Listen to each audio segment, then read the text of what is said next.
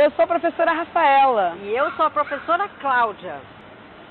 E a aula de hoje é fora dos estúdios da Multirio. Por quê? Porque vamos andar por vários lugares para conhecermos um pedacinho da nossa cidade. Um pedaço fundamental para entendermos a história da nossa cidade e do Brasil. Hoje vamos saber um pouco mais sobre a Pequena África. Hoje a Pequena África, ela corresponde aos bairros da Gamboa, Saúde e Santo Cristo. Mas ela já foi um pouco maior que isso, né? Lá no século XVIII, no século XIX. Ela ia, na verdade, até a Praça 11, onde mais ou menos fica ali o prédio da prefeitura. Bem, esse nome de Pequena África, na verdade, ela foi dada pelo Heitor dos Prazeres, que foi um pintor, sambista, entre muitas coisas. Você já deve até ter imaginado o porquê o nome Pequena África. Sim, esse nome tem uma relação da quantidade de africanos, tanto livres quanto escravizados, que viviam naquela área. Então, vamos começar a nossa visita? Mas antes de começarmos nosso passeio, primeiro é importante a gente lembrar que a escravidão moderna é aquela praticada aqui no nosso continente e foi parte de um sistema econômico onde indivíduos foram obrigados a trabalhar de forma compulsória. Esses indivíduos eram vendidos e assim se tornavam mercadorias. Sofriam um processo de desumanização. A escravidão moderna é caracterizada pela escravização dos povos africanos, o que é muito diferente da escravidão antiga, que não tinha como princípio a escravização de um povo específico. Infelizmente, trabalho análogo à escravidão existe até os dias de hoje, mesmo sendo proibido por lei. E para piorar, a escravidão moderna ainda deixou um legado de racismo nas sociedades contemporâneas. Mas nessa aula vamos falar especificamente sobre a escravidão ocorrida entre os séculos XIV ao XIX. E a primeira informação muito importante que a gente precisa ter é que o Brasil foi construído sobre o sistema escravista. Por mais de 300 anos, a escravidão de seres humanos foi legalizada no Brasil, foi legal no nosso país. Vale a pena lembrar também que esse regime escravista existiu por todo o nosso território, por todo o território brasileiro. Primeiro com os povos originários e depois, a partir de 1560, chegou o primeiro navio vindo da África com indivíduos escravizados e que desembarcou em Pernambuco. Outro ponto importante desse passeio é o Cais do Valongo. Uma das explicações para a forte presença de africanos nesse local da cidade é a presença de um porto nessa área, mas não é qualquer porto, é o Cais do Valongo, considerado patrimônio da humanidade.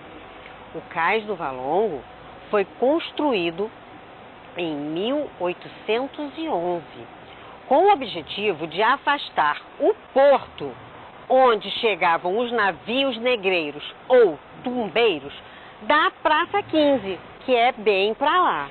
Isso porque muitos indivíduos chegavam doentes ou mesmo mortos dessa travessia, que levava em média 3 meses da África até aqui, até o Rio de Janeiro.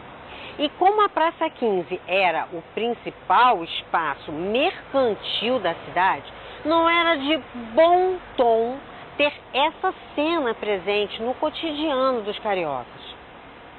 O porto, então, foi levado para uma região afastada da cidade, para que os cariocas não tivessem mais que conviver com essas cenas. Ou seja, ter escravizados tudo bem, mas vê-los desembarcando doentes e sofridos, aí já era feio, aí não era de bom tom. Então, por isso, trouxeram esse porto para cá, para longe da visão dos cariocas de bem. Ao redor do Valongo, que hoje fica na Avenida Barão de Tefé, na Saúde, foram surgindo toda uma estrutura para dar conta como mercado de escravizados que, como o nome já diz, era o lugar onde esses seres humanos eram vendidos como mercadoria. Pessoas eram vendidas como mercadoria. Existia também um lazaredo, local para tratar dos indivíduos que chegavam doentes. Os que morriam na viagem, conhecidos como pretos novos, eram jogados em uma vala comum ou uma vala rasa na antiga Rua do Cemitério, região conhecida hoje como Praça da Harmonia. Inclusive, outro lugar legal de a gente conhecer, que é o Instituto dos Pretos Novos, que conta essas histórias muito bem. E você pode também visitar o site e saber mais sobre esses africanos que desembarcavam aqui. Para você ter uma ideia de como esse porto era movimentado, pensa que no Brasil desembarcaram, vindos da África, aproximadamente 4.800.000 indivíduos negros escravizados. E que só aqui, só no cais do Valongo, só nesse cais aqui, entre 1811 e 1850, estima-se que 1 milhão de africanos tenham desembarcado. O que nos permite dizer que, certamente, esse foi o porto que mais recebeu os navios negreiros, os tumbeiros, das Américas. Por essa região circulavam e trabalhavam muitos escravizados. E com o passar do tempo, muitos libertos também circulavam por aqui. Os ex-escravizados geralmente trabalhavam em trabalhos e serviços braçais, como estivadores, por exemplo.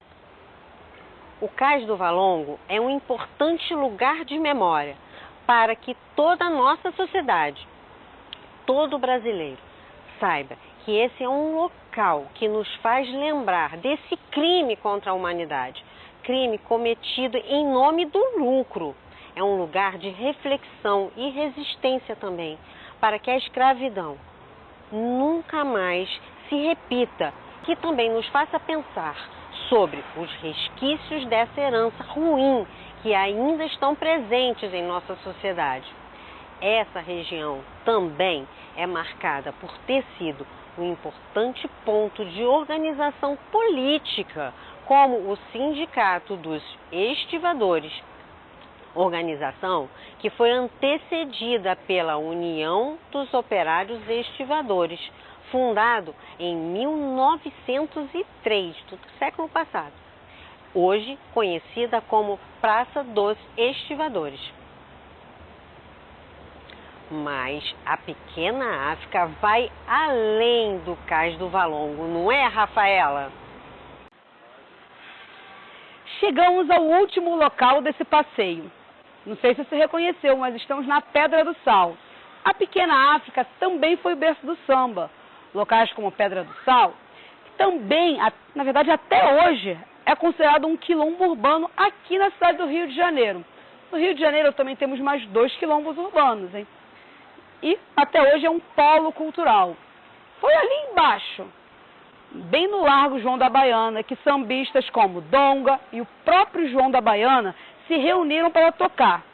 Ali no final do século XIX, os batuques, ou seja, qualquer música que tivesse tambores, incluindo o samba, eram proibidos. E elas só resistiram graças às casas de religião de matriz africana e aos zungus. O nome zungu vem justamente da palavra angu. O que eram os zungus? Eram casas de convivência da população negra. Nessas casas, por exemplo, tinham cozinhas comunitárias, onde as negras podiam ir e fazer seus quitutes para vender. Bem, os sambistas, como eu falei, eles eram bastante reprimidos por policiais, às vezes só por portar instrumentos musicais, como por exemplo um pandeiro. Vale a pena também a gente destacar a importância das tias. Elas também foram muito importantes nessa resistência do samba. Aqui a gente vai destacar uma em especial, a Hilária Batista de Almeida, conhecida como Tia Ciata. Ela nasceu em Santo Amaro da Purificação, na Bahia, em 1854. E também é nome de uma escola municipal que fica ali, perto do Sambódromo. Lembrando que o Sambódromo também fazia parte da Pequena África. Bem, as rodas de samba que aconteciam na casa da Tia Ciata, elas eram seguras das repressões policiais, justamente por uma relação que a Tia Ciata tinha com o presidente do Brasil. Mas nem só a Tia Ciata é o único nome que a gente pode destacar. A gente também tem a Tia Bebiana, a Tia Carmen, entre outras várias tias. E, falando em mulheres, podemos destacar também a Mercedes Batista. Tem uma estátua dela aqui bem pertinho, no Largo de São Francisco da Prainha. Bem, qual a importância de Mercedes Batista para o Brasil? Toda. A Mercedes Batista, ela foi a responsável por consolidar a dança africana aqui e também a dança contemporânea. Ela foi a primeira bailarina negra do Teatro Municipal.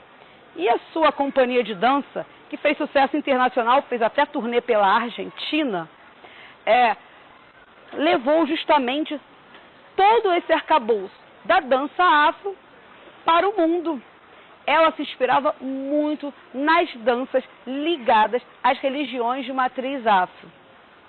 Bem, na aula de hoje, a gente deu esse rolê aqui pela Pequena África e vimos a importância justamente dos monumentos. E é sempre bom lembrar, né, de onde a gente veio para o lugar que a gente quer ir também. Então, voltamos para onde começamos, na verdade, para anunciar que a aula já está acabando. Mas, antes eu vou deixar um desafio para você. Agora que já vimos a importância da Pequena África para a cidade do Rio de Janeiro, o desafio que eu deixo para você é: procure um mapa do bairro do centro da cidade do Rio de Janeiro e encontre nele os monumentos que vimos nessa aula. O Cais do Valongo, a Pedra do Sal, o Largo de São Francisco da Prainha e outros lugares importantes que você perceber. Bem, a gente está ficando por aqui. Até a próxima. Tchau, tchau. Tchau.